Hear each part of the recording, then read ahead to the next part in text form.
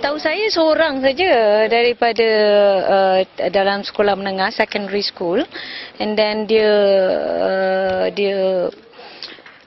anak saya beritahulah anak saya dia dalam year 2 sekolah sini. Tahun 2 dah. So ya, dia tahun 2. So baru ni tadi saya tahu pasal the sekolah tutup lah. Diarahkan tu, so saya nak pergi ambil anak saya sekolah ni.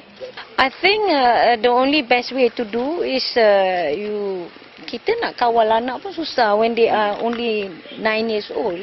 Dia tak berapa faham, but I'm sure the school has already explained. And then what we got to do is just be alert, tengok kalau ada perubahan dengan keadaan anak saya, kalau dia ada tanda-tanda simptom-simptom flu, so we have to be hati-hatilah sikit. Esok nak datang sekolah lagi ke tak? Ling. Holiday lah. Holiday. Okay. Well, there is a saying, some students have not come, so that's it. Other than that, I think they are taking all precautions. So I don't think there's anything to worry. I mean, so far. Kami daripada Nepal.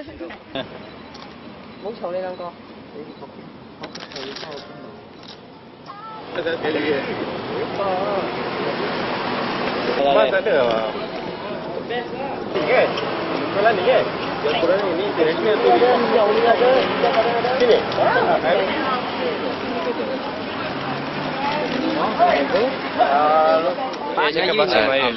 Tak takut sangat penyakit H1N1 ni. Tak takut. Macam mana you boleh tahu ada berlaku H1 di sini? Dia sekolah dia buat announcement. Mesti kata ada berapa murid kena penyakit H1N1 tu. Berapa murid semua yang ada? 2. Itu pelajar mana tu? Pelajar luar ke pelajar lokal? Pelajar lokal.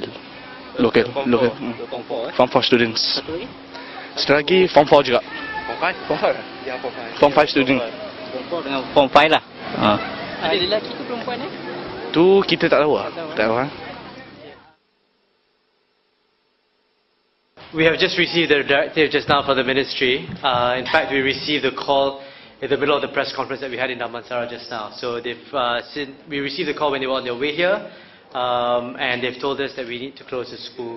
The situation here in Cempaka Cheras is as follows. We have got 2 students who are diagnosed positive for H1N1, first of whom were diagnosed over the weekend. The student came back from Australia. He was there over the mid-year holidays. When he came back to school, he was asymptomatic. He only became symptomatic a few days after coming back to school. Then he was diagnosed as positive. When he became symptomatic, he went in under suspicion. He was just diagnosed towards the end of last week. So then we received the directive to close his class. He was in Form 4 Science 2. Since then, the Form 4 Science 2 students have not attended school.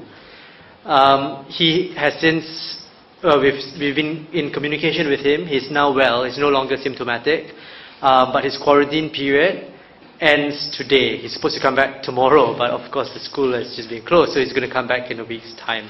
But he's fine, he's no longer symptomatic, he's had a full recovery. The second student was just diagnosed positive yesterday. So we received a call from his father yesterday evening after school. He's also from Form 4, but another class in Form 4. So we stopped the Form 4 students of that class from coming to school today. So they were not in school today. But now, so now we've closed the school completely for the rest of the week. So in total, we've got 2 students who've been diagnosed with H1N1, one over the weekend and the second one just yesterday. There have been other students who have been ill as well over this week, but none have been diagnosed positive for H1N1. In fact, the ones who have been ill have either completely recovered from their fever or been diagnosed with something completely different. So it's a common cold because of the haze, or one student's got chickenpox, so it's actually nothing to do with H1N1. So that's basically it, really. This is in Cempaka Cheras. We've got 2 campuses, Cempaka Damansara. We've got no positive cases in Cempaka Damansara at the moment, and over there school is running as usual.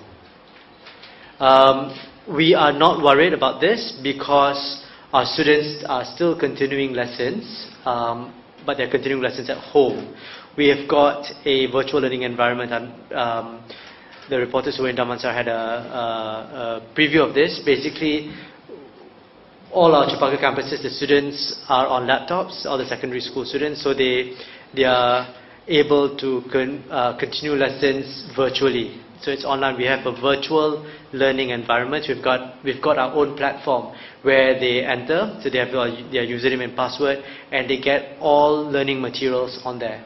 At the same time, the teachers are also online, so they are going to follow their regular timetable. They're going to follow their regular schedule, but instead of coming into the physical classroom in school, they're entering teachers' online rooms, online chat rooms, and they're getting instruction, and they're able to communicate directly with their teachers that way.